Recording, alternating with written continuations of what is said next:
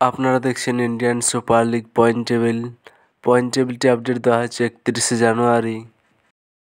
Point টেবিলের 1 নম্বর পজিশনে আছে মোহনবাগান 18 ম্যাচ খেলে 40 পয়েন্টে। 2 নম্বর পজিশনে আছে এফসি গোয়া 17 ম্যাচ খেলে 33 পয়েন্টে। 3 নম্বর পজিশনে আছে জামশেদপুর এফসি 17 ম্যাচ খেলে 31 পয়েন্টে। 4 নম্বর পজিশনে আছে নর্থ ইস্ট ইউনাইটেড 18 ম্যাচ খেলে 28 পয়েন্টে। 5 নম্বর পজিশনে আছে বেঙ্গালুরু এফসি 18 ম্যাচ খেলে 28 পয়েন্টে। 6 নম্বর পজিশনে আছে মুম্বাই সিটি 17 ম্যাচ খেলে 27 পয়েন্টে। 7 নম্বর পজিশনে আছে ওড়িশা এফসি 17 ম্যাচ খেলে 24 পয়েন্টে।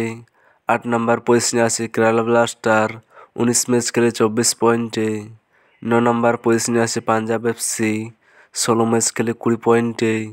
10 নম্বর পজিশনে আছে চেন্নাইন এফসি 19 ম্যাচ খেলে 18 পয়েন্টে। 11 নম্বর পজিশনে আছে ইস্ট বেঙ্গল এফসি 17 ম্যাচ খেলে 17 পয়েন্টে।